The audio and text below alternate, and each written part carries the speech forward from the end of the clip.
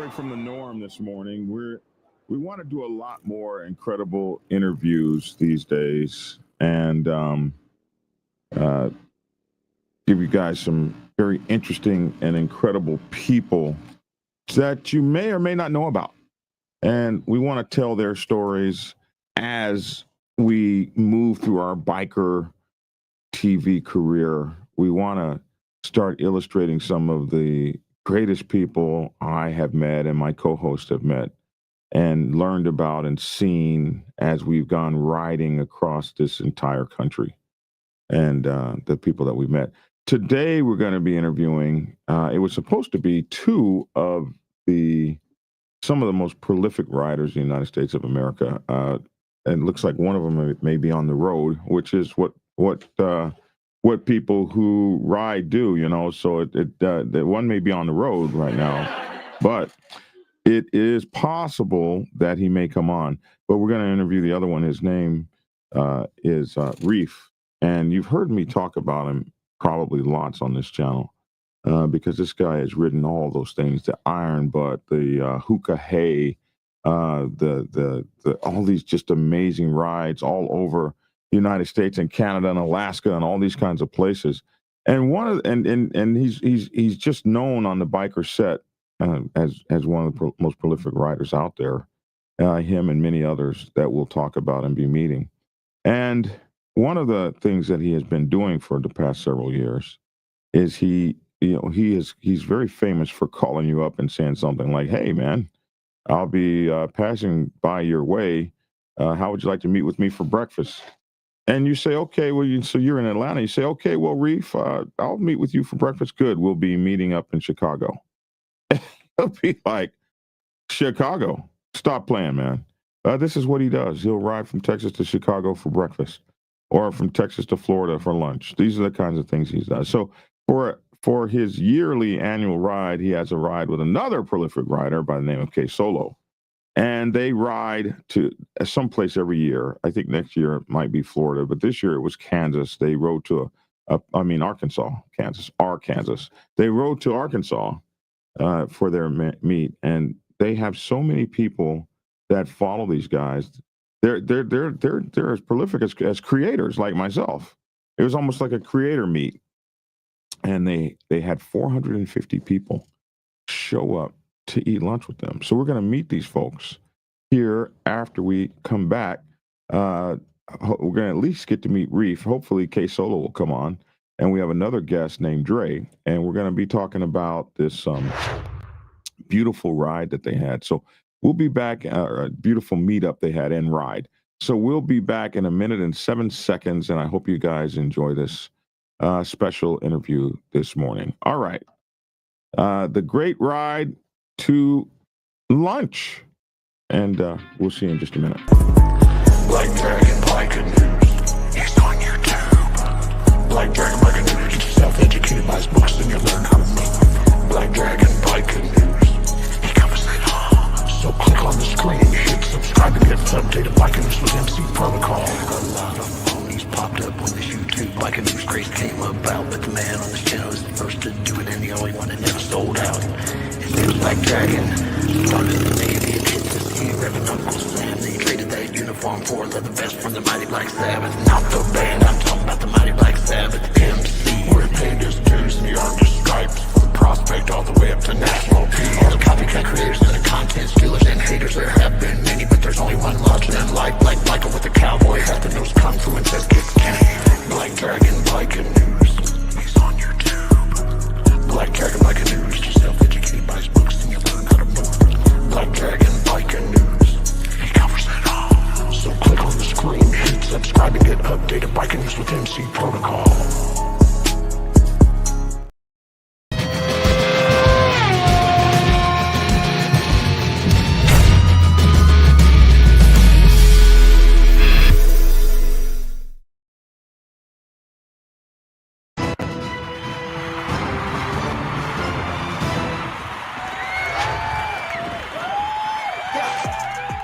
Whoa!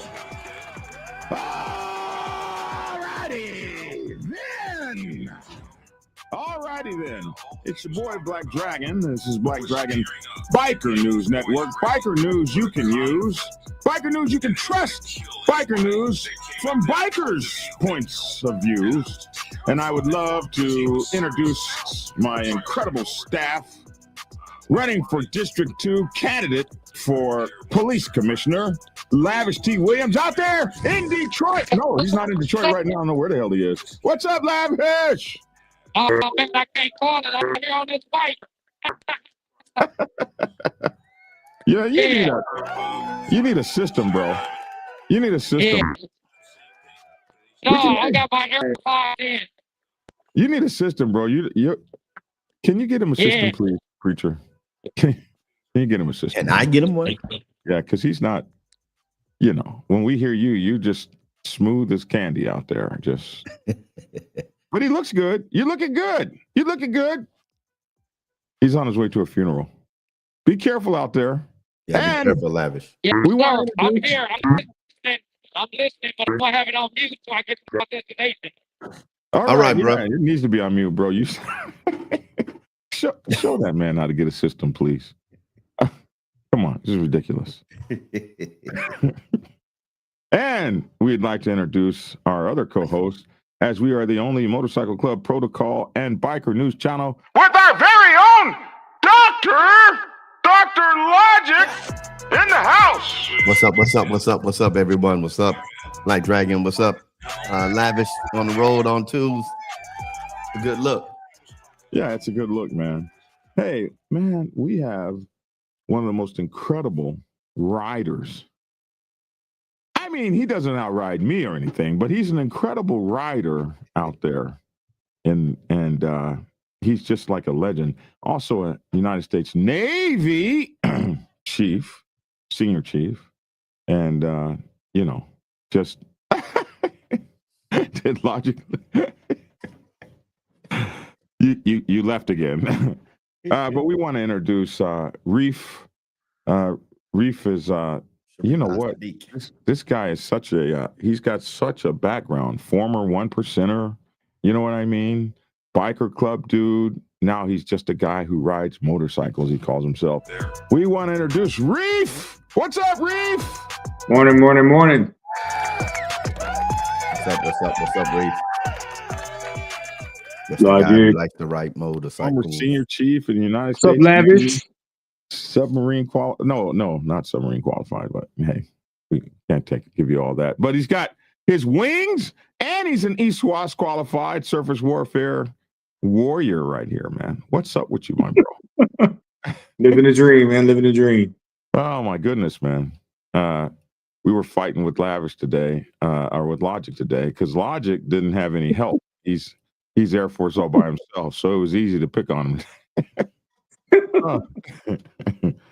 Oh my goodness, man. Your history is just what you've done on motorcycles, man, is something that I think we all wish we could do. You lived your life and set yourself up in such a way that in your retirement you can, but it wasn't just your retirement. You were doing this when you were still in the Navy, but you have set yourself up now. You just roll, my bro. You just roll out here. I try. Can you just tell us about some of the big rides you've done, the Hoka Haze and things like that? You've even trained people to do the Hoka Haze. Yeah, so Iron Butt. I was big on Iron Butt rides, still am big on Iron Butt rides. When I started them. What is an Iron Butt ride for people that don't know? So Iron Butt is an association. It's called Iron Butt Association, and the smallest ride that they will certify is 1,000 miles in 24 hours. Mm-hmm. I didn't know what it was, and back when I came from Japan, two young ladies out in California were like, "Oh, he hadn't even done Iron Butt." So I asked them what it was, and I knew their government name, so I looked it up, and then I looked up their names and found out they hadn't done one either. So in 2013, the club I was in I lived in San Diego. They were in Indianapolis. They were having a party, and me and my VP in that club made our first cross-country trip to Indianapolis we did 2 iron butt rides, a bum burner, which is 1,500 miles in 36 hours, and a saddle sore 1,000. And at that point, I was hooked.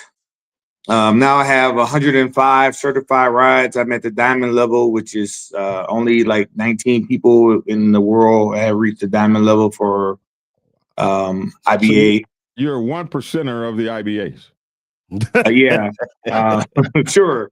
You're tearing them diamonds down.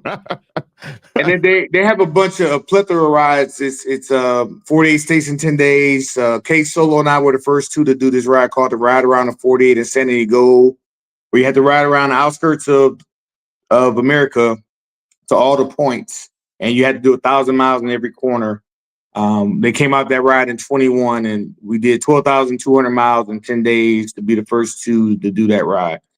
We also had a third with us, my brother Big Dave, but he had bike problems in Michigan.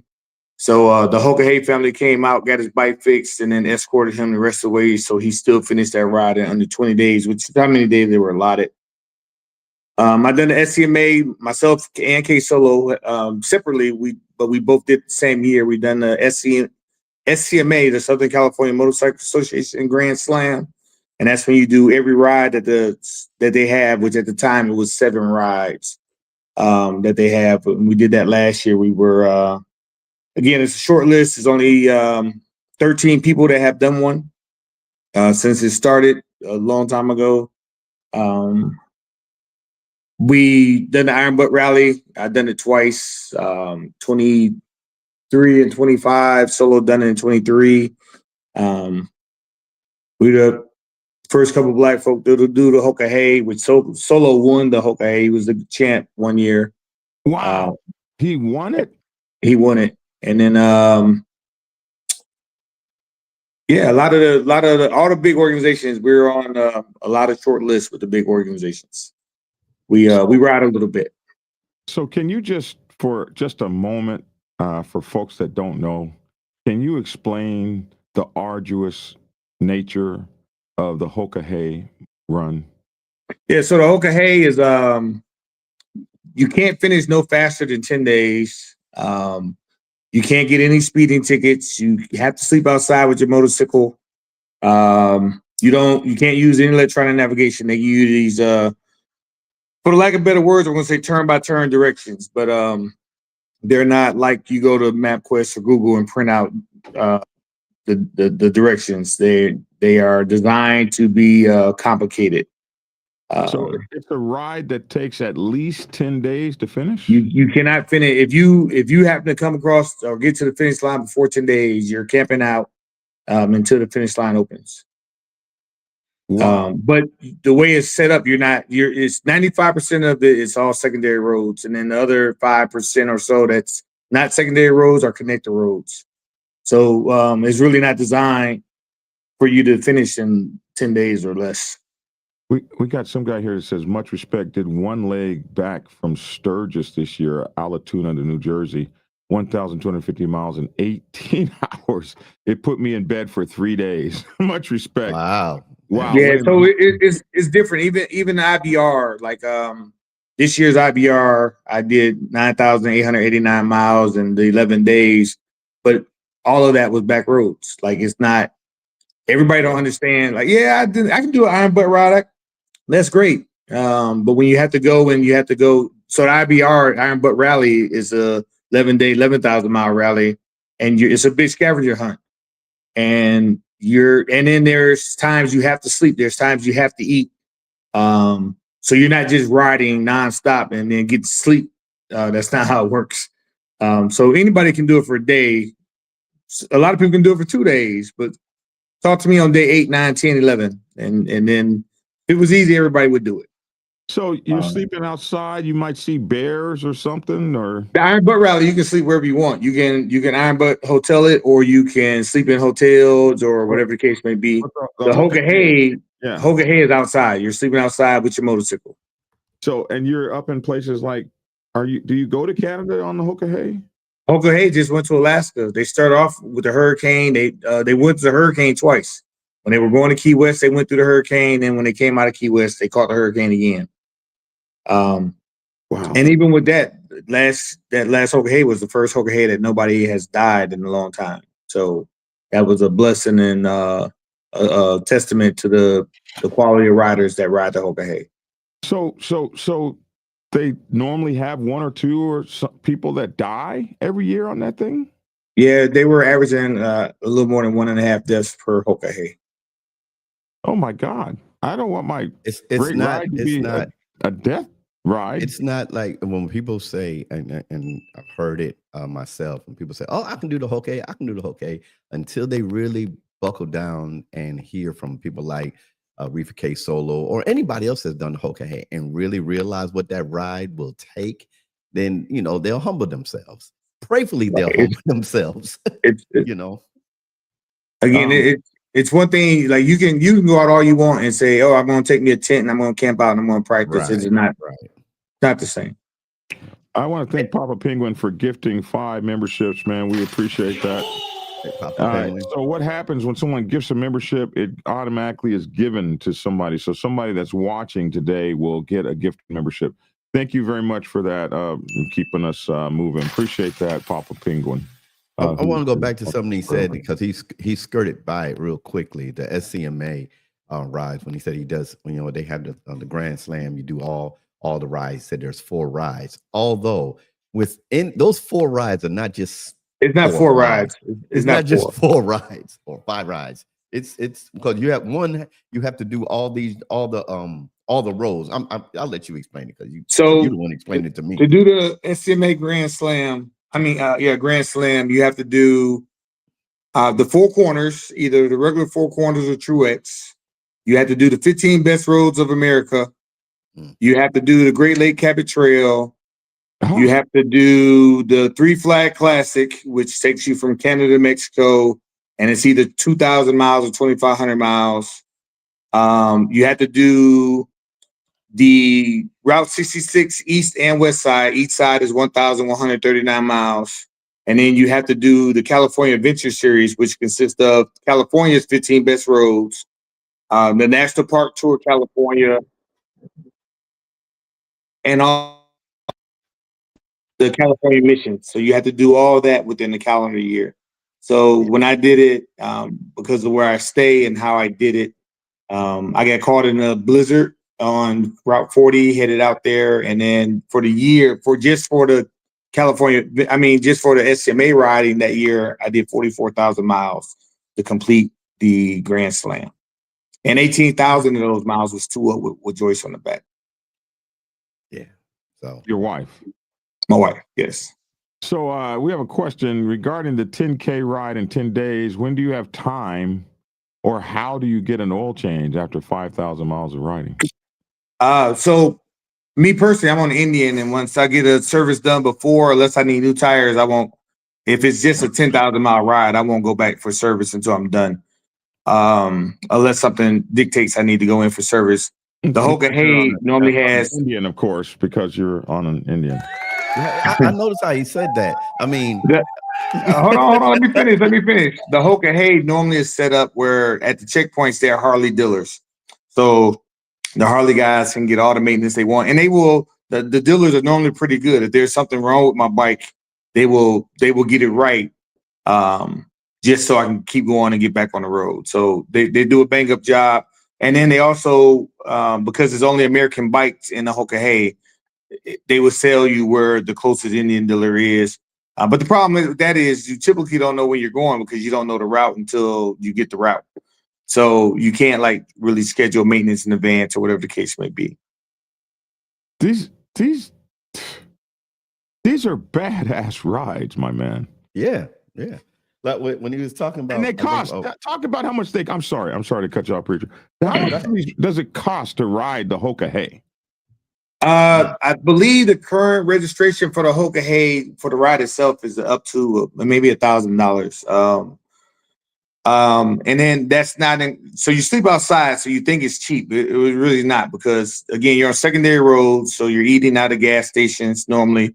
And then at the beginning, you have to be there early to get your bike checked and all these safety briefs and everything else.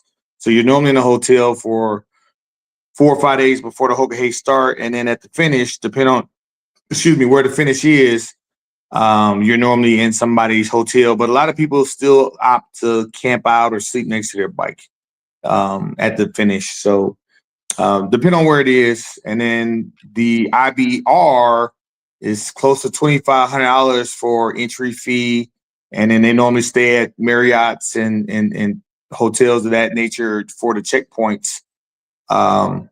Except the last one. Last one we were at. Hold on. $2,500 entry fee. Yes, sir. Mm-hmm. Yes, sir. Pay you for the privilege of riding my motorcycle in the worst conditions. So here's the deal, Dragon. When I was in active duty Navy and I heard that, I was like, oh, I never pay that. But now I've done it 2 years in a row, and I'm looking forward to doing it the third time. Because now I see. Now I'd be like, yo, why is it so cheap?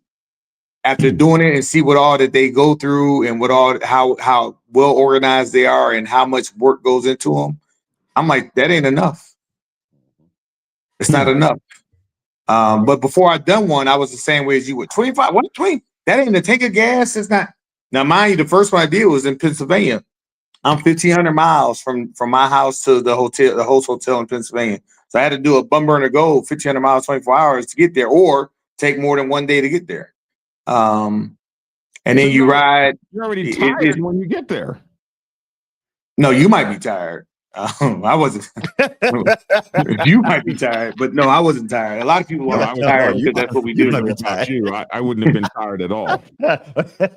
So, and then you turn around and you know, you go through the check-in process, which this year's process under Paul Tongue, who did a bang-up job, it was the easier check-in process. It didn't take days. You showed up on a Saturday and everything was done by Sunday, and then Monday started the rally. Wow. So, but then again, there's other things you need for some of these. The Hoka Hey, you can't take extra gas. You can't have none of that stuff. The Iron Butt Rally, everybody got aux tanks, which is more expensive. They got 2-3 different GPS systems. They got satellite trackers. Some people got satellite phones because you're in places that you may not have service. They're not cheap. It's not cheap to do all this. I sell so much plasma, it ain't even funny. Satellite phones are very expensive. They are. Let me say they this. are, but considering you have to have a signal to upload your checkpoints, it sometimes is worth the.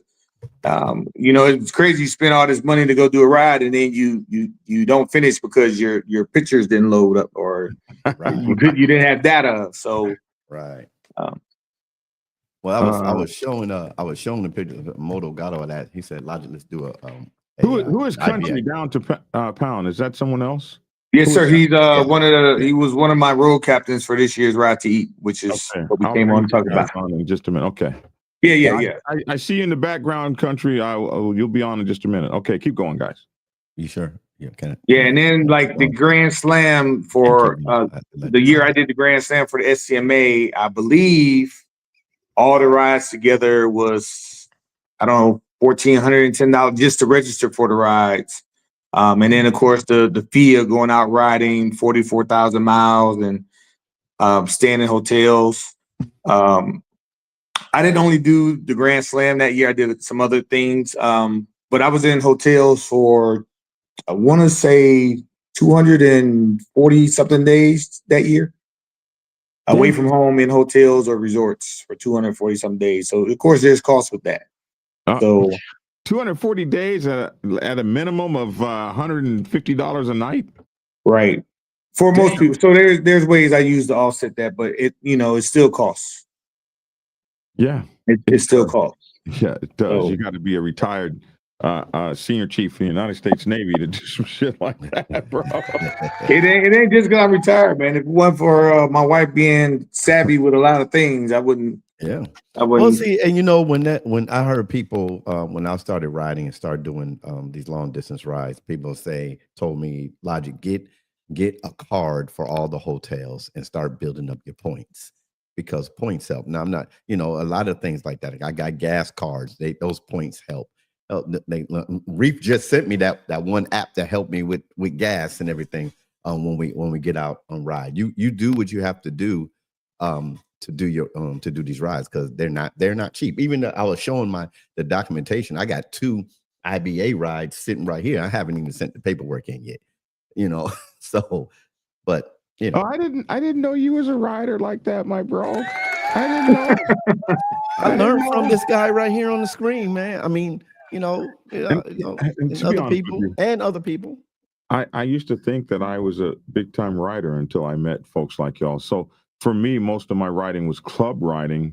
And, we ride from, we have chapters across the country. So we ride, but basically it's highway riding in a pack going back and forth. You think you're doing something till you hear about a guy riding a hunk of hay, sleeping out by his motorcycle near bears and tigers and shit. And, Oh my. and in the snow and sleeping next to moose. A moose will kill you quicker than a damn bear will. So this kind of stuff that these guys are like, this is real outdoor, long distance, myself and the bike challenging You're physical. definitely not on the super slab for sure. No. And no. they showed me last time we interviewed those ladies, they showed me a series of cutbacks. I don't know what the hell they're called. This series of cutbacks, switchbacks, sorry, with these increasing distal radial turns. You like people fall off of that and die. And like it's like a dirt road, like you can't even ride it at night, that kind of thing. What's that? About the doogie, the monkey doogie thingamajigger. Monkey Dugway. Yeah. Yeah. There's a lot. So again, it's some great riding out there, and a lot of riding that people miss is the national parks. Man, let me tell you, if you do like some of the SCMA rides or even the national parks for the IBA, if you go into the parks and you ride the roads in there, you will be amazed, and you'll be like, man. So on the black side, I'm a ground pound. Until you get off the road and you get to them, like you go to national parks and you go ride, going to the Sun Highway and all these other roads, you'll be like, wow. Yeah, like Big Cell, who always screams, "I'm the greatest rider that ever existed. I probably outride every." Bro, you ain't been on no rides, man. Just you ain't been. Yeah, it's a big difference riding, 10, 20, 95, 75, 80, 90 than going to these back roads and state parks, national parks, and riding the roads there. And getting lost in cornfields like I've done. Yeah. What were you riding in the cornfield for? I took a detour trying to get first 48 and 10. Trying to get to a ride to eat. I took a detour and I was and it took me down this freaking cornfield. There's rocks and everything, trying to get to a ride to eat. Yeah, my first 48 and 10, Smiley and I did like 40 miles on a dirt road and connecting us from Wisconsin to somewhere else because it was a shorter route, which was a lot of secondary roads for a time. And I did not know. I literally turned and went from a road to gravel, and I slid and almost crashed in a cornfield. I'm glad we caught that during the day and not at night. But it is what it is. So you've ridden with Highway Smiley. That was my riding partner, man. Highway Smiley and I probably got, 150, 200,000 miles together. Solo and I have a couple 100,000 miles together easily. So my first riding partner was an active duty Navy. He just retired. So we did my first cross country ride with him and a couple other big rides, and then he left, and then Highway Smiley and I started riding together by chance. But I was doing a ride. I was doing a 50cc, 50 hours coast to coast, and that's how I met Highway Smiley. So we did that 50cc together, and then I did the 48 state ride, and he came and rode the 48 state ride with me. And then he created that patch. So back in the day when everybody was running around, I'm going to do 48 and 10. His patch was started, but it was our ride that got that trend going, and people are still on it, which is good because I purposely set out to do certain things and I achieved them all. So it is what it is. So Motogato asked you, have you considered doing the 100,000-mile ride in 100 days? I would never do that. You said 100,000 miles in 100 days. Yeah, my man Chris Hopper was the first one to do that. Chris Hopper did that. Oh, somebody did that. Yeah, and then recently, my man Pat Cornell, again, all these are my Hoka Hay family. He just did 145,000 miles in 145 days. He's still going though, isn't he? No, he's done. He's done. Okay. He stopped at 100, and he broke his collarbone doing that ride, and he rode the lad from day 87 on. He was riding with a broken collarbone. But he just did 145,000 miles in 145 days. Did he fall and break his collarbone? He hit a pothole and needed a tire, and he put the bike on the tow truck, and he put the bike on the tow truck, and his helmet got lodged into the steering column, and him and the bike fell, and basically the bike fell on him, and he spent a couple days in the hospital. But then he got up out the hospital, got back on the bike, made up the miles, and he finished at 145,000 for Guinness Book World Record, mind you, 145,000 mile in 145 days. And he did it for myotonic muscular dystrophy to raise money and awareness for that. Oh man, that is just amazing. Hey, Jack Cornell, room, old man. Look him up. And There you can still donate to his Solo. cause and his charity. Great guy. Matter of fact, he has an end of the road party this weekend. I believe it's in Florida. But the information is on his page. Solo. Hey, what's There's going on, Solo. everybody? I just tried to call you, man. I know, said, man. Hey guys, I extend my apologies to everybody, man. I'm here dealing with Dukes right now. Okay. I ask that you keep her in your prayers and everything, guys. Absolutely. Black Dragon, thank you for the invite. Logic, thank you for the invite, man. Everybody that came out for the Reef and K Solo official ride to Eat, man. Thank everybody for coming out. I greatly appreciate it. I'm just a little short for words right now because I'm just dealing with some issues, guys. Understandable, brother. Yeah. All right. Well, just thank you for just making the effort to get to the show, and we just pray for you. We got the preacher will be praying for you for whatever you got going on. Absolutely. Yeah, good deal, guys. All right. So look, man, let me get back to her, and guys, I just ask that you keep her in your prayers, okay? Will do. Yes, sir. Let me know if you need me, K Solo. You too. Love you, brother. Good deal. All right, y'all take care. Love you. All right. All right. Oh my goodness. Okay. So let me say something. I know you want to get to that first. Moji. Yeah. Is it true? Hey, first of all, thank you for the donation, Moji. Appreciate that. Is it true a lot of club members find a different meaning in life after completing the Hoka Hey? I have heard of club runners, 1%ers especially, leaving the life after starting and completing these rides. Can you expand if that's true or not? That's a great question, man. Yeah. So anything I can tell you is it's not just the Hoka. It's any of these organizations, to be honest with you. The brotherhood and the family feeling that you get when you go to an IBA function, when you go to the Hoka Hey, is totally different. If you look at my news feed or in Solo's news feed, when we're on the road doing big rides, Hoka Hey is coming out to meet us.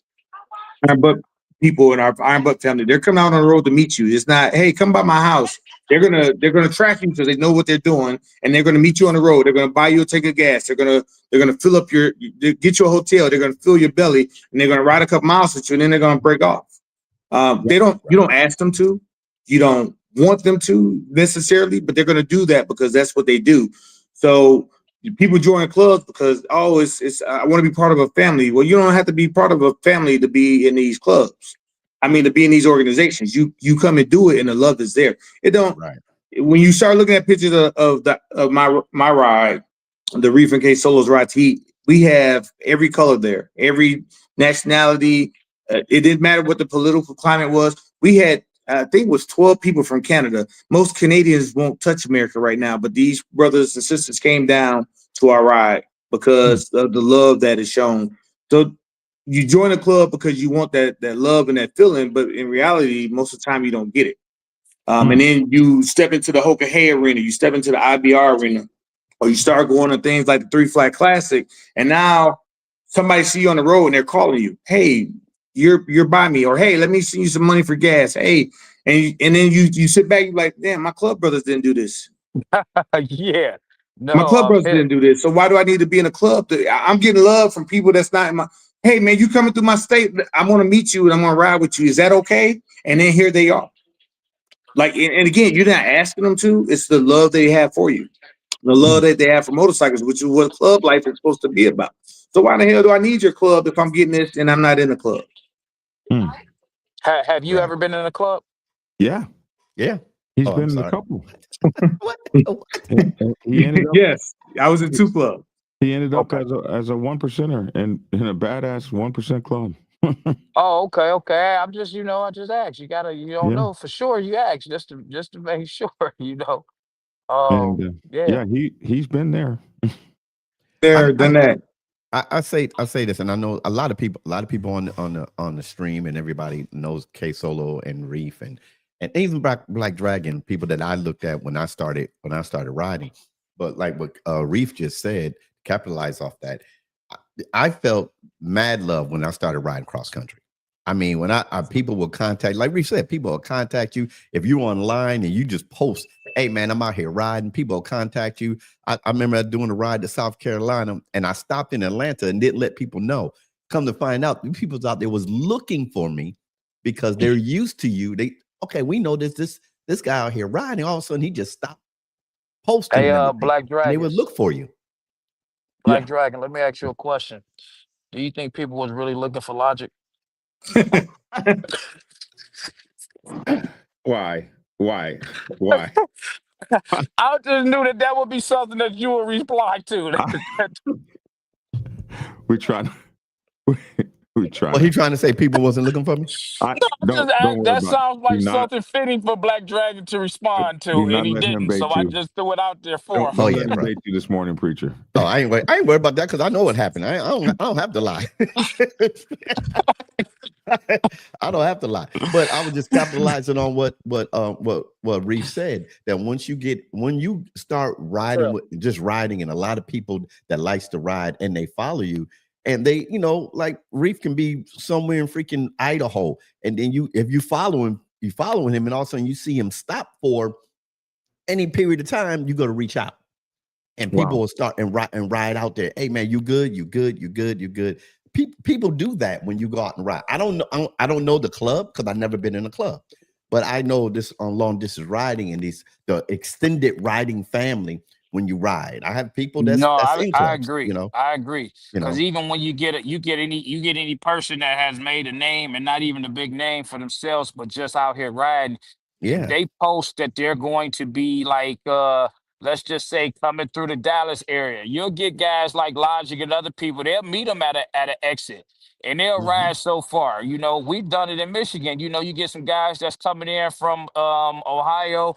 You'll get people from Michigan that'll go to the state line, meet them, pick them up, and ride them in so far. Or when they're leaving out, you get guys that, that'll take them back to the state line just because they want to ride. They want to meet these guys. They see these guys doing stuff and they just want to show they love and fellowship with them Right. because of the riding.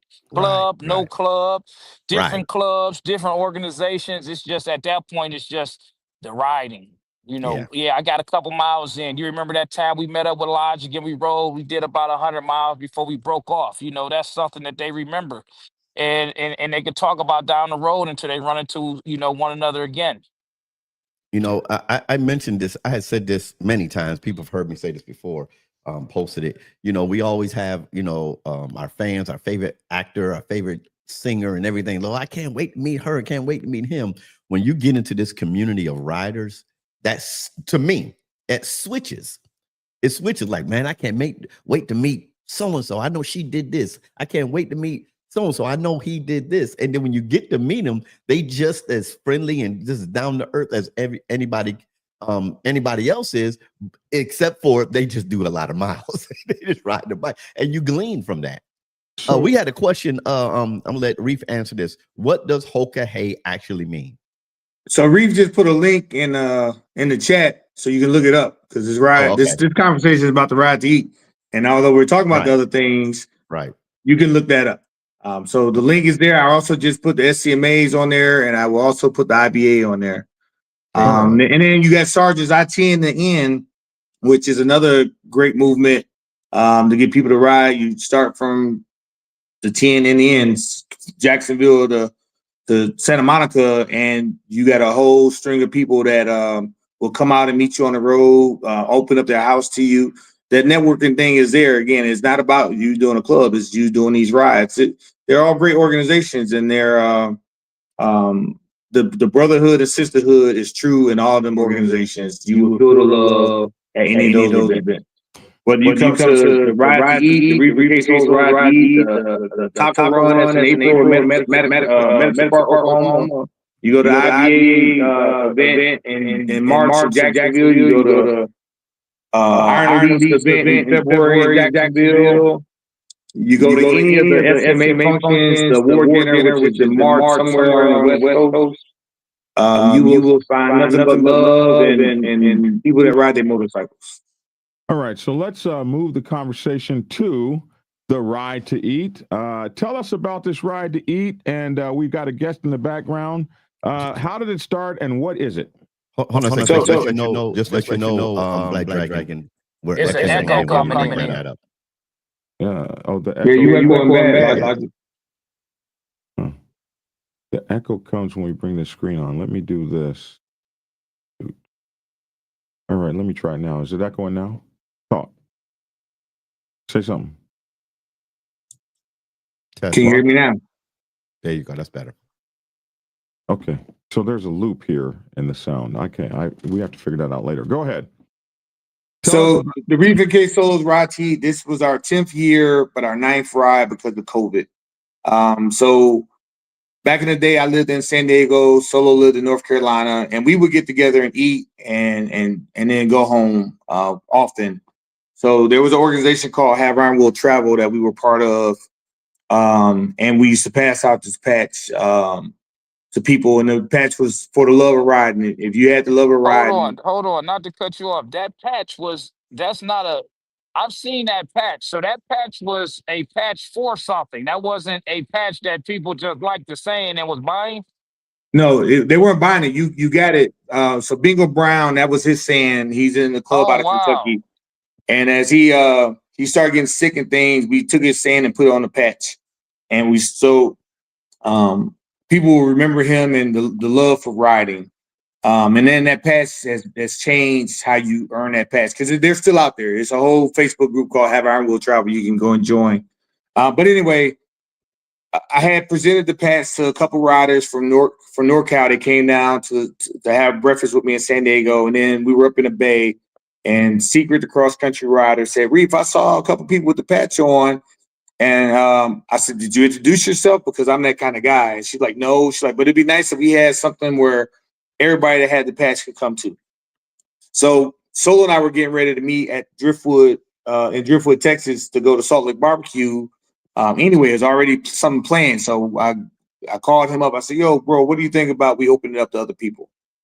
So it was less than a month, but we put it out there. I called some friends, and it happened. We had 22 people showed up at the first Ride to Eat in Driftwood, Texas. So obviously, I'm not going to ride from San Diego to Texas and then back overnight. So my wife and I and Paul Knight and Solo stayed at the same, I think, Motel 6 in San Antonio. And then we rode the 80 miles to Driftwood, Texas.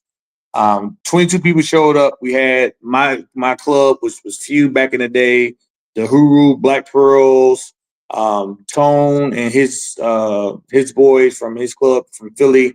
And then we had Paul Knight came from Florida, a civilian. And then we had one of my partners from Dallas. So after we ate, which this is how a ride is supposed to be. You show up that day, you eat, you take some pictures, tell some lies, you take your ass home. Well, I decided to go to the Alamo and the Riverwalk. So my brother, Top Cat, was like, "Yo, I'm going with you if you're going." So him and his wife, and then Grady was like, "Yo, we're going to go too." So we posted pictures of that. And then the 22 people all called and said, "Why you didn't tell me?" Blah, blah, blah. So the next year, we didn't have a ride. More people showed up, and they were like, "Yo, Reef, we don't get to ride with UNK Solo. We don't have the money to ride like y'all do, whatever. Can we do a ride?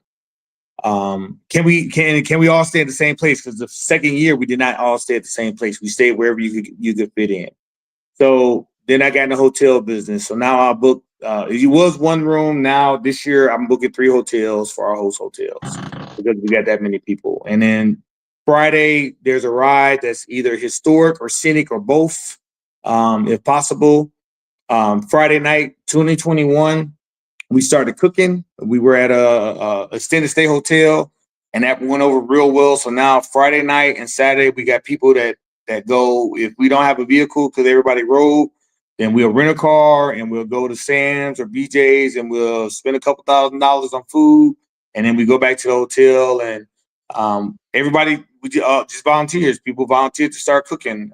We used to have a chef that came, so he was the first one that cooked, and now he hadn't been since keep having babies. So now it's we do the ride at Friday morning. A lot of people get there Thursday. This year we had, I think, right over 100 bikes on our Friday ride, and then we had 400, right around 450 people that we fed at Wright's Barbecue.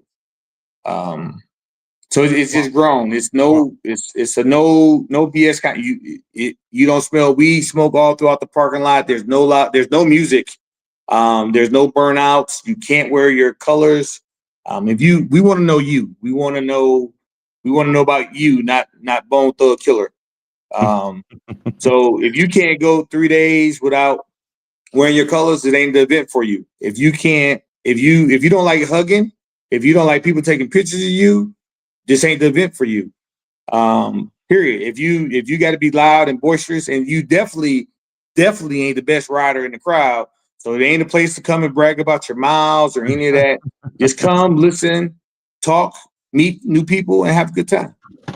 All right, so I want to read this from your page. What began as a simple idea to ride and eat, which you were doing for years. Hey, meet me somewhere to eat. It has grown into a culturally diverse mini rally that attracts motorcyclists from across the globe, hosted annually by Sharif As-Sadiq Reef. I've never known how to say your last name. As-Sadiq Reef and K Solo, the rider. The unique event has become a must-attend experience on the motorcycle calendar. Set in Arkansas, the event brings together riders of all backgrounds for a weekend filled with fellowship, food, and open road stories. Learning opportunities where novice riders break bread with seasoned, high-mileage legends. Shared experiences that go beyond riding, conversations, laughter, stickers, and lifelong connections. For many, including 40-year riding veterans, the event has been described as an eye-opener, a rare chance to engage with legendary riders in the atmosphere of mutual respect and camaraderie.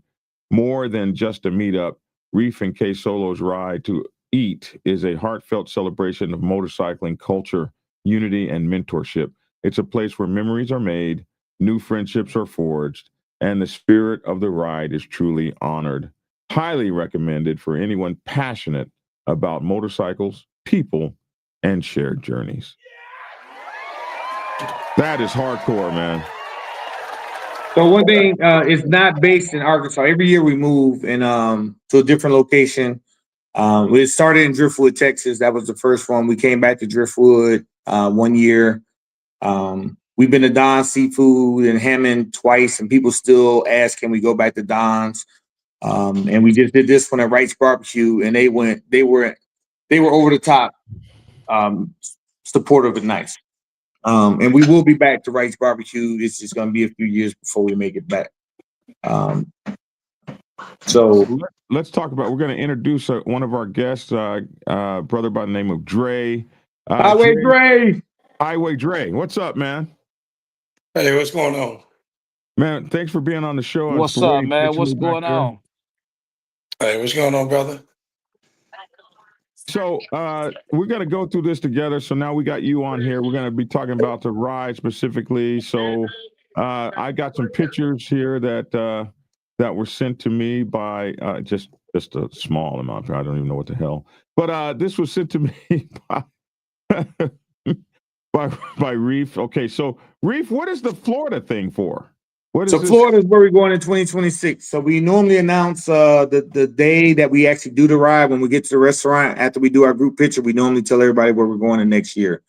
But because I wanted to see what our actual size was going to be, because I had a spot already set up for South Padre Island, but it is not big enough. It only holds 200 people. So we had to cancel that, and we had to find someplace big enough. So in 2026, October 1st through 4th, we will be in Gulf Breeze, Florida. Now, we don't stay where we eat. So people that can't make it on Friday will have a chance to ride some with Reef and K Solo because they make it a big deal to ride with us. So we purposely don't stay where we eat so we can have a little ride if they can't make the Friday's ride. So we will be staying somewhere in Pensacola. The location is to be determined because I'm waiting on proposals from a couple different hotel chains to provide a space. But we will be somewhere in Pensacola. It's not going to be normally our longest ride has been 80 miles from Driftwood, Texas to San Antonio, and we took 304 people in one pack all the way up 281, which was easier to do because it's not a main road. Where like this year we were in Arkansas where we were on the 35, and that was not easy to do. So we split up the pack this time. So as we get bigger, the ride on Saturday will be closer for safety reasons. So we will be closer to the restaurant this time. So this was the restaurant you guys ate at this year? This year we ate at Wright's Barbecue. Yes, sir. Wow. I sure Wright's was real pleased with y'all. They were. I wasn't even back to the hotel yet, which was only 30 miles. And I got a message from the manager that said it was their best Saturday since they've been in business. Wow. And then he joined he was on a live podcast and was like, I'm sad that y'all didn't come back to Wright's next year. And I'm like, we can't come next year. We will be back though. That's beautiful. Wow. Okay. So are these people that attended? That is Janie and my wife Joyce and a bunch of other people. All those people at that pink shirt, and then we do pink and a white backdrop for a regular shirt, but pink breast cancer awareness is real popular. I like the pink myself. This year I wore a white one though.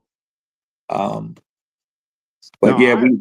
known Janie for 10, 15 years maybe, and she is very, very prolific, and she's in a club, right? And she didn't wear and nobody wears their colors. It's not a colored event. The only vest you would normally see is Hoka Hayden, and some of my brothers don't wear those because it's not a club vest. It's a challenge. And people, again, if you're new, if you've never been to my event, you're called a new booty. Say that again, Reef. Say that again. If you're new and you come to the ride to eat, you are a new booty, and you will be a new booty until after we're done eating. Logic, I'm not about to go in. I'm not about to feed it. I'm not about to feed into all that, Logic. I'm lavish. I'm gonna be lavish. Okay. I'm gonna be lavish. But when you ask them, when you ask them, when you ask the people, watch the videos. There's a whole video called New Booty on the page. Watch it, and you'll learn a lot. How about that? So again, if you're not open to be humble and enjoy yourself, and you think, oh, I can't be caught, you're not what we want at our event. And I like that. That's okay. Everything ain't for everybody. So if you can't take being called new booty for a couple of days, keep your ass at home. We're okay with that. I promise you. We are okay with that. Swole said, I'm not a new booty no more. No more. But you was for the weekend, and he embraced it the whole weekend. He embraced it, yeah. That's right. I'm telling you, it's really a good time, and you totally got to be there to understand it. It is not. We don't have no loud pipe comp. We don't do none of that. No. Other than riding from one location to the next and maybe parking lot pimping by your bike because we have so many people we can't fit in a hotel. We really don't leave the hotel except on Friday, and then our people that go get food. And then we were in a dry town this year, and I didn't know, and I kind of didn't care, but so people had to go get liquor from 15, 20 minutes away. But other than that, most people won't leave. So most people be like, oh, I'm not staying at the host. And then after they come to the event, they're like, oh, I want to be at the host. Because it's that kind of atmosphere. And then we have folk, my brother Joe and Beverly, the Tennessee 2 bring moonshine. They just giving the shit away. Foxy is making her famous drink concoctions. Everybody's feeling good and loving on each other. And it's a different experience. But let's ask Dre. He'll tell you. What you think, Dre? Yeah. Hey, Ride to Eat changed the way what Reef was talking about being in the club and everything. I stepped down as president of my club and retired because Ride to Eat changed because of all the great people coming. But he's on point. It's just different with all the great riders. I thought I was a rider until I went, and they humbled me and changed the way I ride. But Wow. I'm one of the people that bring the alcohol and the cigars also. So Right. you don't have to go far. I didn't get a cigar. I didn't get a cigar, Dre. What happened? Who is that? Well, you should have. Well, I took some from him and gave him away. He took a cigar. I'm just playing. I have my own. All you gotta do is walk over there where I'm at. So right. Yeah. But Ride to Eat is awesome. I mean, if you will be humbled if you think that you're that guy. And when it's just like college football or basketball, when these high school kids go to college and then they go to you think you the joint until you go there. So you just sit back and listen to the stories. The Reef and Solo changed the way I ride. And also, Reef, I am certified now, so there's 14 people on that list of the Red Slam. I just want to, Congratulations to you too, Dre. That's a big. Now, what's this certified for? What? The SCMA Grand Slam. No, I was asking certified for. Okay. He done the this year. SCMA He Grand finished. Slam. Reef was talking about. Damn. So you're a big rider now too. Let me say, what Dre said, and capitalize more on what Reef said since I go. When you can sit there on your bike in your group parking lot pimping, and you have people walking around with drinks. If you drink or not, they got to ask you. They got this brother. I forget his name. I hope if he's watching, I'm sorry for getting there. He came around our little pack and talked with us for a while. But he had a whole bottle of whatever he had a other hand full of cups, and they're just walking around asking everybody, "Hey, do y'all want to drink? Do y'all want to drink? Do y'all want?" It was not just one person. It was multiple people doing that. You don't get that type of camaraderie in a lot of places when you go out to events. When everybody, I got a bottle, anybody want to drink? You know what I'm saying? Right. So it was just great. It's just a great time all together. Yeah, it's love. It's love. All right, now, what's this picture of right here, Reef? That's me and my brothers. So at one point we were all in the same club, but those are my brothers, and everybody loves Hero and Crow because they're old school legends. We also this year we had Mr. Chops. Chops is an 81-year-old. He was the oldest new booty, 81-year-old new booty that rode on two wheels. And he has already posted multiple times in the group that he will be in Florida next year. 81 years old, been riding. Great guy. Him, Hero, and Crow was hanging out, and then Crow Bar is also, he's 73, I believe, and still riding. So to get them four together and talk and laugh, but these are my brothers here. That's Top Cat, Hero Benson, Crow. That's Country, who's in the green room right now, and me. We got a lot of history. We go way back. Country's not in the green room anymore. Oh, he may have had to go to work, or he is in California too. Hey, listen, I don't wanna cut you off. I gotta get off of here, man. We about to line up and walk into this funeral. All right. Condolences, brother, man. Out of here, man. Y'all be safe. Y'all be careful, man. Congratulations on the Ride to Eat event, and many blessings for the ones moving forward. Hey, I might shoot the main before it get too cold. I'll call you if I go. He come out the blue, man.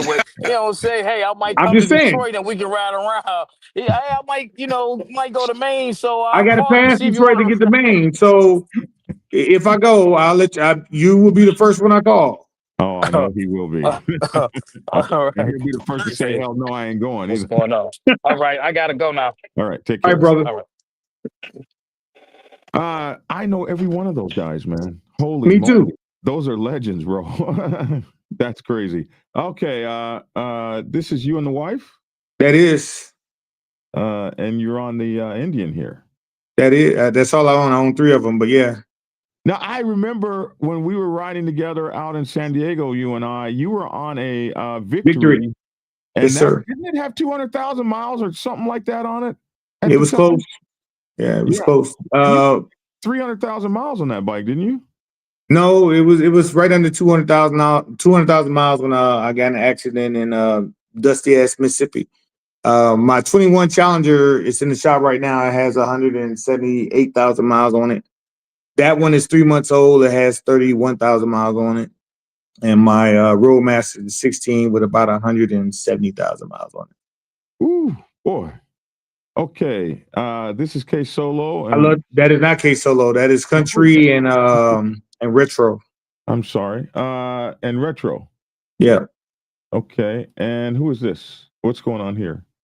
That was one of the pre-ride briefs. I don't know what day that was from. That was Saturday. That was Saturday. Yeah, I was about to say I'm guessing Saturday because I don't see a bunch of black shirts out there. That's Saturday. And so that was Saturday because we got on our black shirts. Yeah. Yeah. So what are you doing on the pre-ride brief? What are you telling folks? Our road captain speaks and tell them what to expect and how we're kind of sort of going to line up, and then Pastor E is our official pastor. He does a prayer, and then Solo and I always say a little thank you, or something, whatever we feel in our heart, we tell the people on Saturday. Basically, what I said was, everybody talks about how nice the event is and how much love is shown, and I told them that y'all are the ones that make the event. Solo and I put it together. And to be honest, we always say, even if nobody show up but me and him and Paul, and it's a successful event. So it's getting bigger. It's which is good and it's bad. It's hard to find a restaurant to feed this many people without spending tons of money up front. But so far I've been successful. We've been successful in doing it. And people are like, where are you going to be in 5 years? I don't know, because I don't know. We play it year by year. I got a question. And hold on. Go ahead. This is the Hoka Hey patch. This is what it looks like. That is. And somebody asked, what does it stand for? And I'm not going to talk about Hoka Hey all day because this is the Reef and K Solo, but it stands for today is a good day to die. Oh, okay.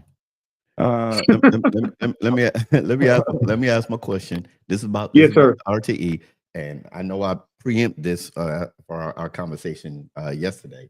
So as the Ride to Eat grows, we always inviting people to come to the RTE and everything, have a great time. How big is too big? There's no such thing as too big per se. Hopefully the growth will keep coming in spurts. So one of my math people like, yo, Reef, take how many you had in times by 1.5, and that's what to expect for the next year. So we'll see how it goes. But again, it's just logistically, we had a restaurant in mind because of what we've been averaging and whatever, and it was just way too small for the through fare that we had.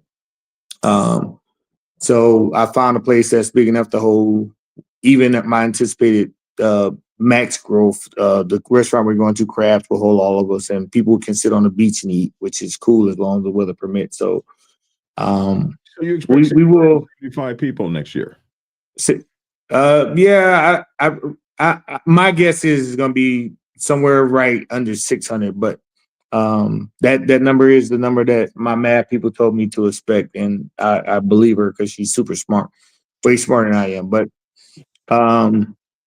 if that's what we get, that's what and we're going to Florida, so it's a good chance that everybody wants to come to Florida. But now when we move to some place like Kansas or whatever, people think that the number is going to fall. I really want to go to Maine because that's gonna if you ain't about it, you ain't gonna be about it. Can I ride my V-Rod back up to Maine? But every year we take turns. So we don't have a committee. It's just me and Solo, and we kind of take turns on picking where we're going, and we talk about it amongst each other. So even if it's my year, now, you guys have people from all over the United States and even in Canada that are here. Yes, sir. There's a bunch of again, I think it was 12 people from Canada, and they were great. My man Craig has told a lot of friends, and they all came down. And I interviewed them on one of the videos. So if you're on the page, check out the video where I was walking around at night. It was just an impromptu video. But they love coming down. Their first year they came was in Texas. They brought Canadian whiskey for us, and just had a great time and showed them a bunch of love. The only problem with my Canadians is it can fall on their Thanksgiving Day. But every year that is not on their Thanksgiving Day, they plan on coming to the Ride to Eat. We have a lot of repeat folks. Look at all these people that just came. What is it like to throw an event like this and all these people show up with the passion that you have? What's it like? How do you feel? Do you feel accomplished? What do you feel? I do. It's humbling. My circle has always been vast on purpose. It is. I always hang out in all the circles. Again, Hoka Hayes circles is not a lot of people that look like us, and it doesn't have to be, and that's okay. But it's growing. IBA and all these people come out and support because we show nothing but love. And again, we're on their top list. We're on Solo, myself. We're on we're on all those lists. So we show a lot of love to them, and we recommend their events and their rides, and we get the love back when it's time for our ride to eat. So it's great. And then I help a lot of people. People call me for advice or whatever. I'm there, and they show that love back when it's time for the ride to eat. What does it feel like to have your wife support you, and how important is that in your riding endeavors? And man, it's huge. I'm going again. I'm going a lot, and it's not. I'm not a one hitter kind of guy. Like you didn't. Hey man, in 13, you and Smiley did a 48 states, and that was great. But we ain't seen you since. Every year, I'm pounding pavement, and not because I want accolades, because I love doing it. And now my wife, when she can, she does it with me. Like I said, last year we did about 18,000 miles. I did 18,000 miles with her on the back. So like rides that we will both do, as long as she's not in school or something. Three Flag Classic, every Three Flag Classic they come, we're at. Every year that is a ride that we both do. Every ride to eat, we normally have somebody come. Like she had to fly to ride to eat this year because she was in school all Thursday and had tests. So she couldn't come Thursday with me. So she flew in Friday, and then Saturday she rode back with me. So I was doing the Great Lake Habit Trail last year, and I got the Madawaska, and it was beautiful weather. So I turned around and came back home to Texas and got her, and like, yo, we going on a ride. And then we continued the Cabot Trail after I picked her up and finished the Cabot Trail together. So it's great. Everybody don't have that. And again, I'm blessed with a little more time and a little more money than some, less than others, but I make the best of what I got. So it's really huge. awesome. That is really, really awesome, man. Let us let me get rid of this. Hold on here. Let me get rid of this and go for a moment to the page. Where's the page at?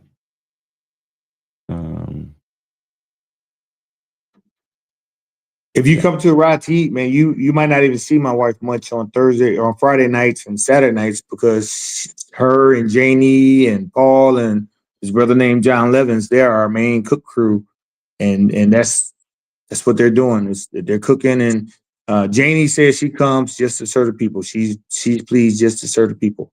So and they do a damn good job. It's hard feeding 400 people off of 2 grills at a hotel. But they do it, and everybody's real pleased and happy, and it's a great time. Curtis Stone said, I was just telling my little brother the Ride to Eat 2025 was like going to a family reunion to meet cousins, aunts, and uncles you'd never met before. That's really amazing. That's really amazing. Tell us, Highway Dre, any more of your thoughts about it and your experience?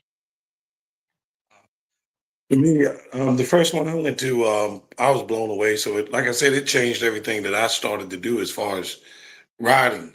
And I kind of always rode long distance. I just changed the way I rode. And they introduced me, Reef and Solo introduced me to the IBA. So I don't have all this, I don't have what he had, but I got a stack of them. And like you said, if it wasn't for Reef and Solo, I would have never did the Grand Slam. And it's pretty nice to be on that short list. But to go out there in the family, when you go to a ride to eat and you leave, you're like, you just can't wait till the next year because an MC event, to me, in my opinion, would never compare to the ride to eat.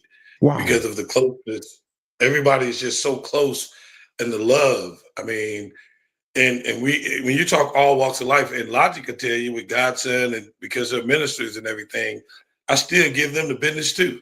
I walk right up to them and I'll set a bottle beside them and say, "Hey, Pastor, I know you need a drink," and that's how close we are. So we do that. So yeah, meet those guys or a godsend to me because they not only introduced me to a different side of riding, but they opened so many doors, and now I got a checklist.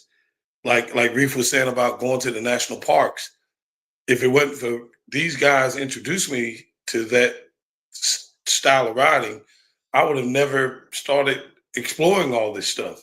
So yeah, man, you need to come. And if, like I said, I had Crow and Hero Benson to myself on Friday because my bike broke down.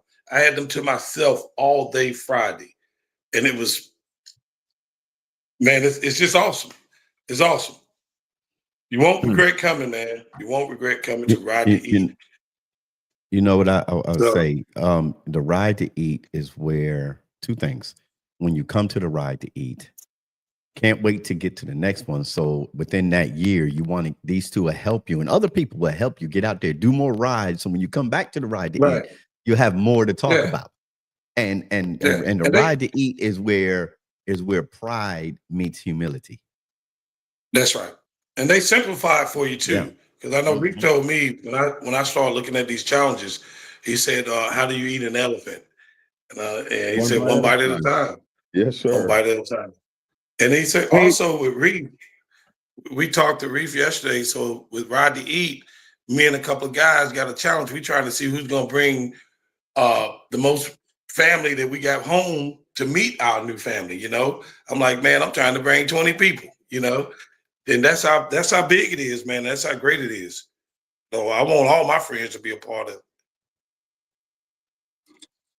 Hey, one of the questions people keep asking is, do we have a chase car, man?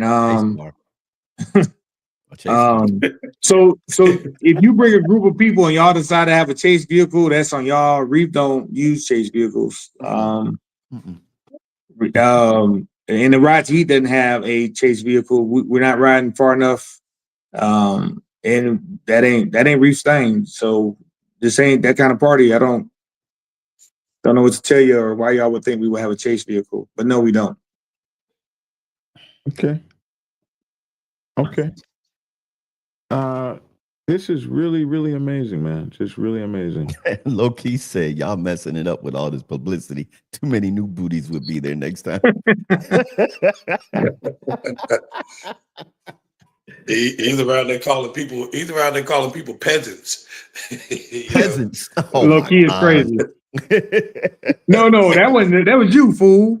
No, it was both of y'all. It was both of y'all. Yeah. Y'all had to be there. Y'all had to be there.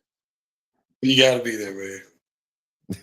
Yeah, you got to be there. It's an experience that you probably have not. And one thing that me and Pastor E talk a lot about with the Ride to Eat and any other rides is you need other places to go and experience and fellowship with other riders other than just the club events. Now, I'm not knocking the club events because those anniversary parties be off the chain. But if you want to meet a mixture of people, then you find other places to go to. And the Ride to Eat, to me, is the premier one to go to. Me and Storm did this picture for Snacks, Cynthia Franklin. We just wanted to let you know we missed you at the RTE. Oh, yeah. That's her So signature. Snacks is riding the CEC, the Cross Egypt Challenge. They went over there for Squeaky's birthday as a bunch of ladies that went. And Snacks is one of our one of my family. She's really family. We talk all the time. So she called on Friday night to kind of talk to everybody while she was in Egypt. From Egypt, she called and was like, "Man, I'm sorry I can't be there." We support each other like you wouldn't believe. And so while I put it on speakerphone, everybody likes Snacks, and her thing is she jumps and takes pictures. Yeah. So you'll see a lot of pictures of us when she's not, even when she's there, but when she's not there, to and then we send them to her to let her know that she's with us, even though she ain't with us. And you all jump in the pictures. We all jump. That's her thing. My knees don't be liking that all the time now, but yeah, that's we snacks jump. thing. So you know everybody got a thing, you know. So when you see that right there, you got to think about snacks. You have to think about snacks. Man, this is really amazing, man. That what you have built away from clubs, and you know, I'm gonna tell you, it's so important because I'm at that point in my life where I'm trying to figure out the next stage, and I have been in the clubs for 37 years, and I didn't know whether or not I could live without one, and I know you've been a long time club dude, and you shaking your head, yes, Dre. And I've been kind of lost. I'll be honest with you. I've been kind of lost with these troubles. I've been so lost. I haven't even walked over and even looked at my motorcycle. To be honest with you, and looking at this right here is very soothing to my soul. I can't even explain what it's like to see this and what you built, Reef. And you know, when you left your club, and I was like, well, this one left his club. What kind of thing is that? Like, how you gonna do this without a club? I can't even imagine. and what looking at this, you damn sure built a family, my man. Yeah, and that's what a club was, I guess, supposed to be. But maybe this is a more real family there without the drama. And you live that lifestyle of the drama. And I don't know whether that entered your personal life, but you know, you can't wear your colors in certain states and all kind of stuff going on. And now Morning, Coach Eagle. you ride like a bird now. Yes, sir. You know, it for me, it's always been a little things. You know, if I hadn't heard from you, I call you probably once a quarter if we hadn't already talked. So Yeah. if I had your number and you was at the ride tea, I probably called you or tried to call you just to make sure you get home. And I was still on the road, and people were amazed by that. And I'm like, that's what I do. That's it's something. Now somebody keep asking how many miles is the ride tea. So that's up to you and where you're coming from. So for me this year, ride to Eat was 9.5 hours, however many miles that is. And then it was only 30 miles from where we slept to where we ate, and from where we slept and where we went to the historic site, which was outstanding, by the way. Yeah. Some people came from California. Smiley rode 1,680 miles or something like that straight through, leaving him and the crew that he brought with him. They did a bum burner goal to get home, and so it depending on where it is in the country is going to determine how far it is. It's not a set amount for anybody because it changes every year. So I can't tell you how long the ride is. That's determined from where it is to where you live. Right. MacGyver says he's going to be there next year. I think you'll probably get a lot of people that are coming after this video. More. Yeah, we blew y'all. Yeah, y'all. Sorry. Sorry. It's all good. The rooms will be out soon. Again, I will. I'm working on 3 hotels that's right by each other for the host hotel. So as soon as I get the proposals in and I go over the proposals and pick which ones I want to use, then I will put them out on the webpage. And how quickly does this thing sell out? Within the last year, both hotels were gone within a day and a half. Yeah. And we had the whole hotels. And then come reality, once Thursday got here, Thursday we had every room for Thursday and Friday. We had every room at the host hotel. And then our overflow is Hilton Garden Inn. And we had every room except 3 the first night, 2 the second night. And then Saturday, there was like 10 rooms between the 2 hotels. That wasn't us.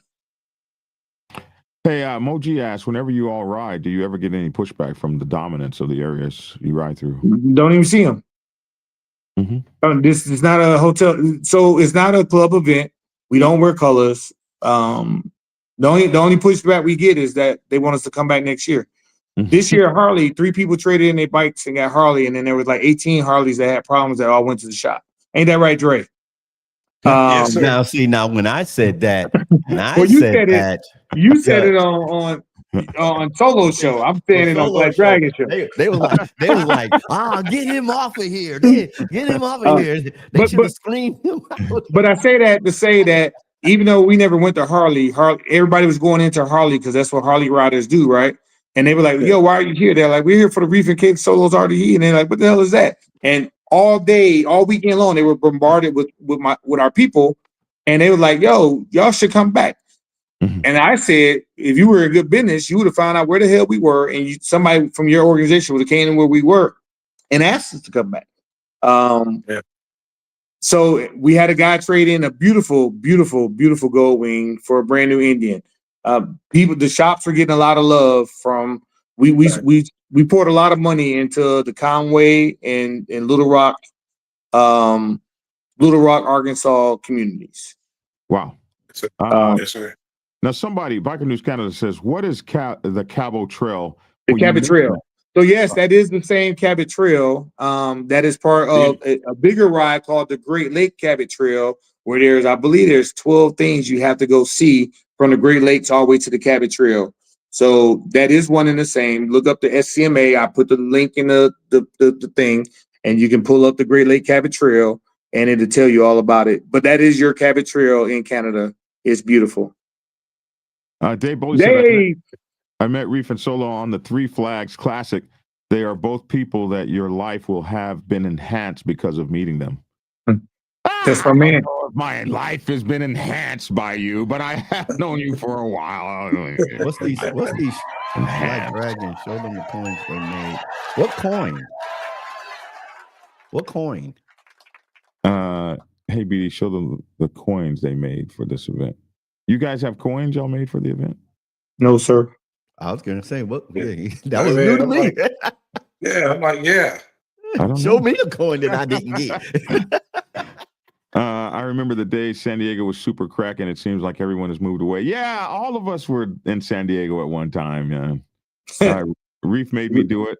So they're talking about making a shirt to say that. Reef made me do it. Yeah. Yeah, that's a thing lately. Yeah. Wow. Hey, Reef. Yes, sir. When you were talking about the Harley shop, the general manager, I think his name was Hugo or whatever, he gave me a ride back to the hotel because of my situation. He met Hero Benson, and he said the next time if you ever come back to Little Rock to do that event, he wanted to get with you and maybe have like a day event or something at the Harley shop. And that won't happen, but say what? Yeah, but he fell in love with Hero. Everybody falls in love with Hero. That's my brother. Yeah. He deserves that. Yeah, he does. Yeah. Well, we're getting ready to get out of here. Any things you want to say in closing? Stuff that you ain't gonna see out there at the stadium. What is that? What is that? I don't know what that is. I don't know what that is. It ain't me. Yeah. So again, it's next year. We're going to be in Florida in Gulf Breeze sometime, hopefully before the weekend's out, or probably not because they don't really work on weekends. But maybe by Monday, the links will be up for the hotels. If you can't go without your colors, you don't want to come to my event. If you can't go without loud music, if you can't go without slow roll competitions and loud pipe competitions, there's no concerts. I'd be hoping people go back and tell people, oh man, all they did. I'd be wanting people to tell people say that again. Say that again. Say that again. You broke up. Say that again. You cut out. I'd be hoping people go back and tell people, man, all we did was sit around. It ain't worth going. I'd be wanting people to tell their friends that so they don't want to come because it's a mature crowd. We don't need all that. We don't want all that. So if you can't deal with people hugging you, taking pictures of you, I got warrants, I don't want to take pictures. Then keep your ass at home. It's okay. It's okay. Everything ain't for everybody, and that is okay. So, but if you like that the mature crowd and you don't need all that loud music and you love to eat, you will get tired of eating. But then you will be steadily stuffing your face, even though you're tired of eating. So come and have a good time. And don't be lying about your riding. You were getting exposed. Did I You say will that get out loud? I exposed. thought I was on mute. Yeah. I'm sorry. A lot of lies got caught on video this time, but that's a whole nother story. Don't come lying about your riding, especially to this group of people. And I ain't gonna talk about one individual. This group of individuals. Somebody Yeah, just sent me a text. What is this that I'm looking at? Is this that's Solo from Minnesota. He said he missed somebody trying to catch up, but you ain't never catch up. But that's Solo's legendary patch, and that's 3 of the RTE patches. Wow. So we have patches, and so that's one other thing about the event. It's free. You pay for your hotel and then you pay for your food. When we cook, we just take donations. And then we have patches for the event that you won't see a patch until we're at the restaurant. And then Joyce and Tiffany and Low Key sells or had the patches for donations. And that's the only time we're in your pocket. You don't pay for pre-registration and all this. You can buy a shirt if you want to buy a shirt. If you don't want a shirt, you don't buy a shirt. So yeah, it's we pride ourselves in not being in folks' pocket for charging frivolously for stuff. That's not what we do. We just take donations and we feed the people and we have a good time. Cornbread wants you to send him the pictures y'all took, man. They're on this page, Cornbread. They're on the page. But I will hell, go tag your stuff. I posted all the pictures I got. Actually, they're on my page. You don't even have to go to the group. So swing by my page and find the pictures, go through them and tag yourself. Man, it's been such a pleasure, man, to have you on the show. And I do feel like the show has been enlightened by you and all the folks that you have touched that have been on my show.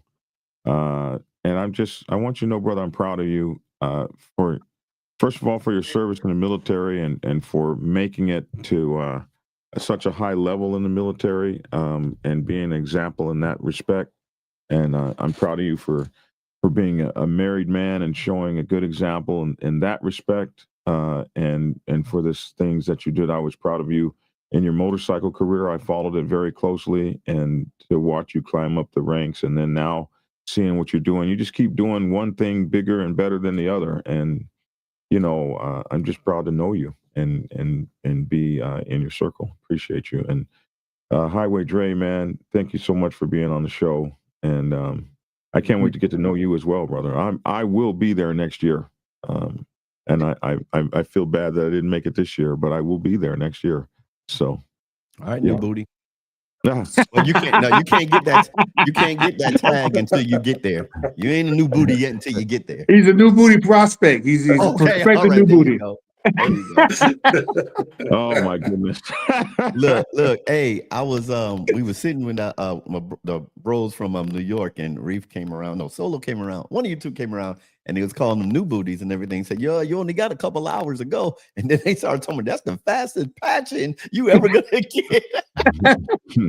Well, never mind, I won't go there. Don't go there. No, yeah, they went there too, but don't go there. We talking about the RTE now.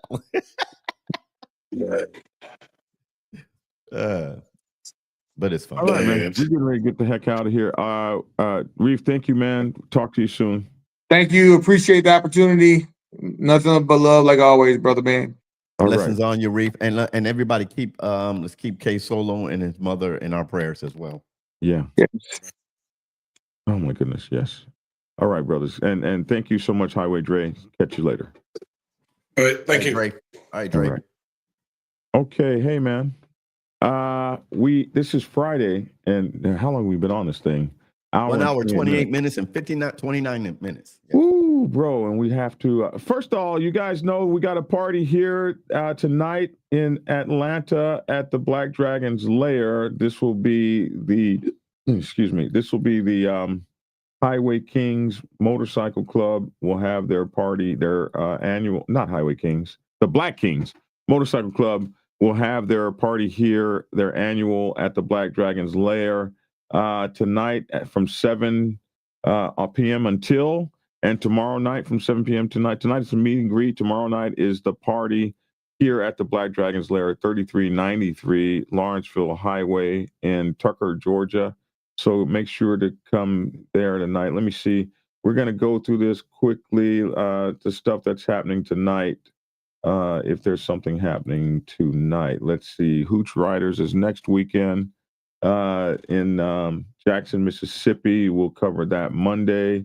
Black Kings is this weekend. Okay, that's not happening till next weekend. The 10th, that's tonight. You'll be no, I'm sorry. That's next weekend as well. This is the Pharaoh's MC. That's next weekend as well. Let's see. I think what is this? Is this weekend?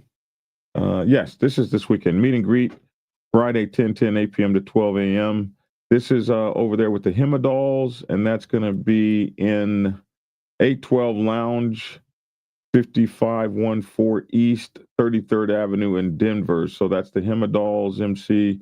They'll be throwing their party tonight, their meet and greet Friday, and their party tomorrow.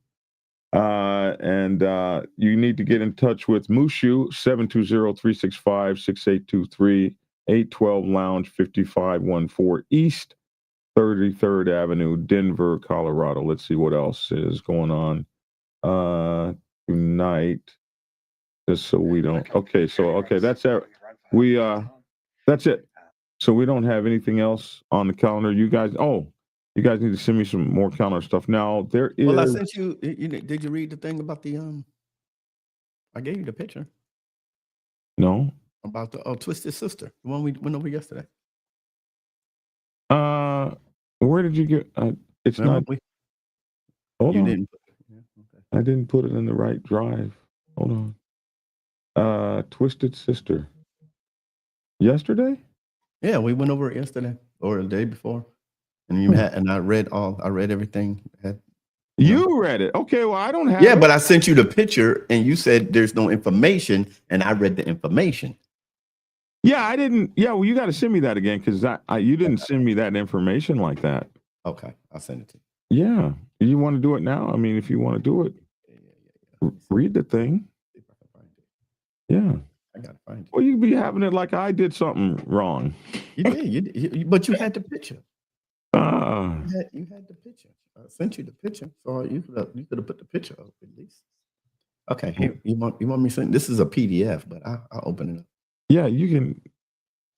I don't mind reading it. Want me to send it to you? Yeah, I can read it from your screen, right? Okay. Yeah. Let me share. Let me open the screen up wide. There we go.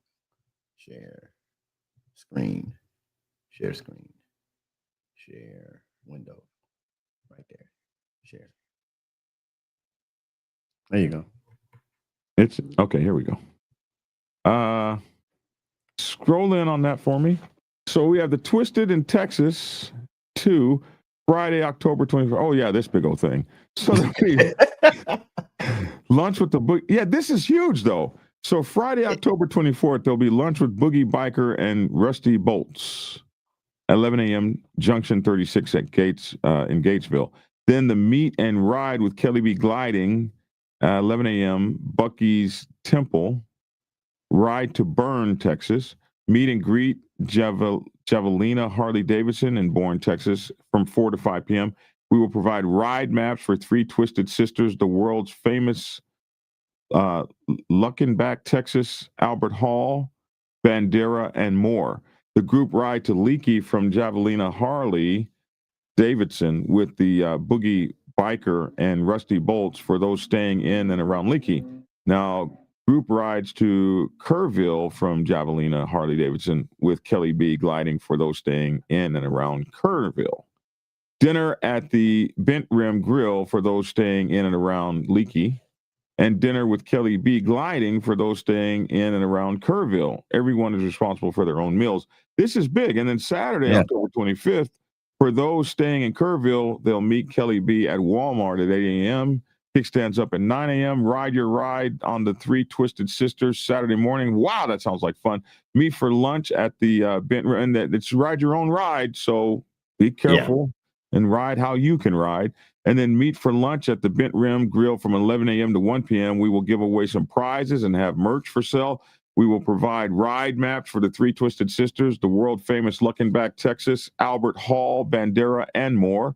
Ride your ride the way you can on Saturday afternoon to any of the destinations provided on the maps. J. Jeffrey Music will be performing live at the River Bluff Cabins in Leakey. Man, they're going to be having cabins and everything starting at 7 p.m. All are welcome to attend. We will have merch for sale at the concert. Dinner will not be provided at the concert, so eat before you come.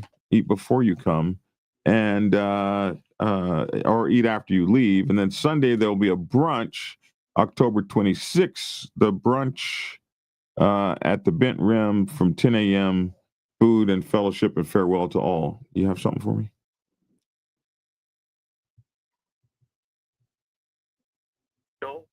Oh, Mookenbach, Texas. What is that?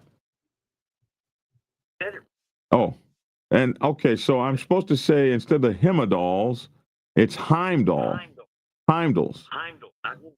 Heimdall. It looked like Hemedal to me. Oh my God.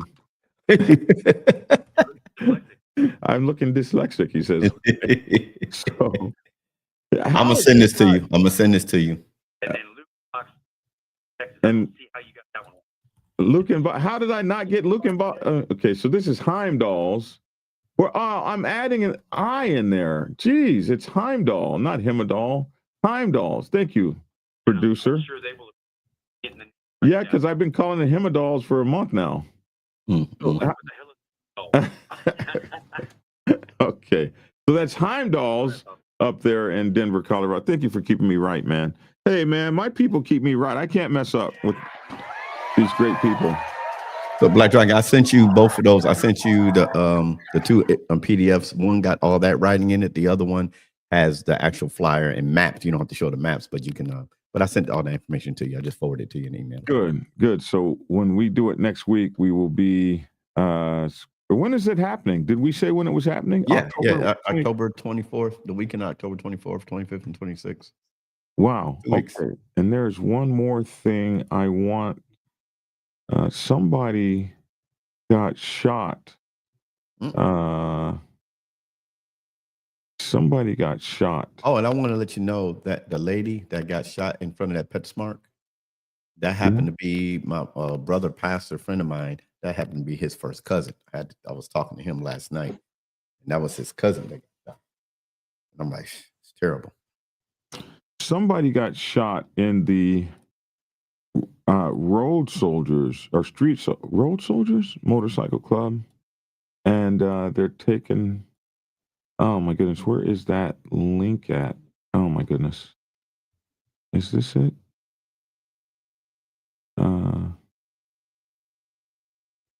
Let's see.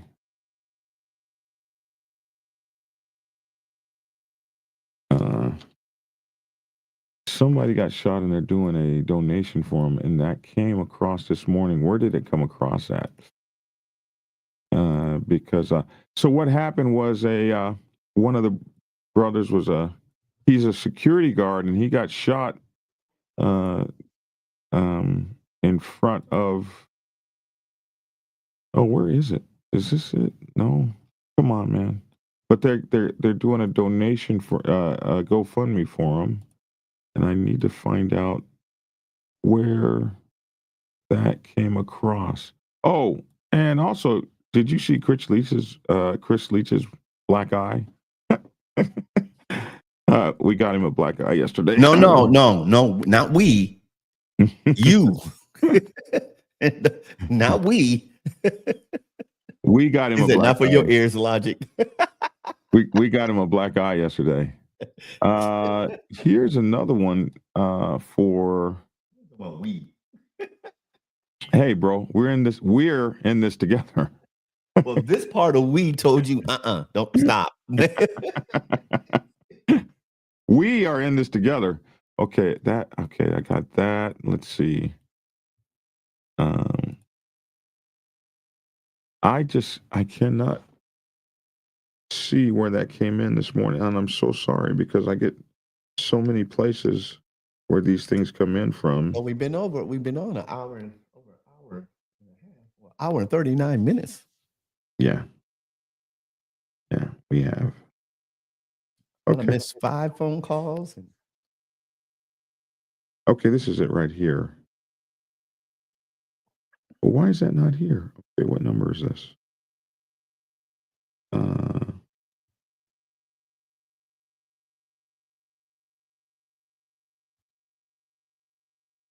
The 219 number. Okay, let me find it on here. 219.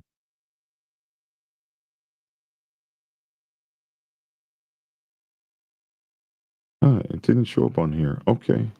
I don't know why it didn't show up on here. So this is what we got going on here.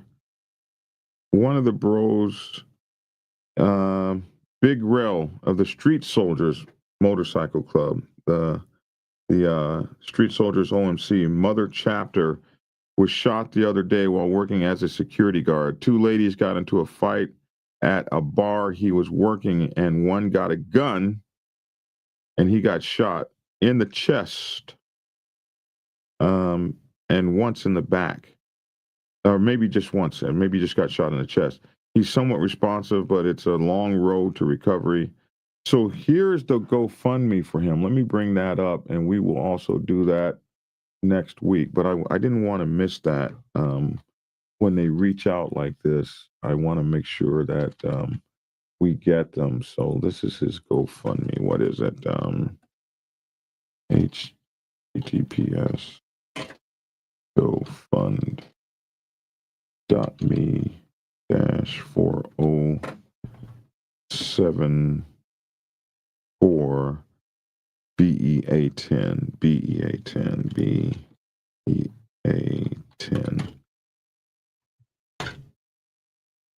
Oh, come on.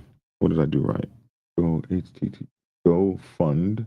Oh, you got to spell it right. You got to spell it right, John. Okay, here we go. Go fund me.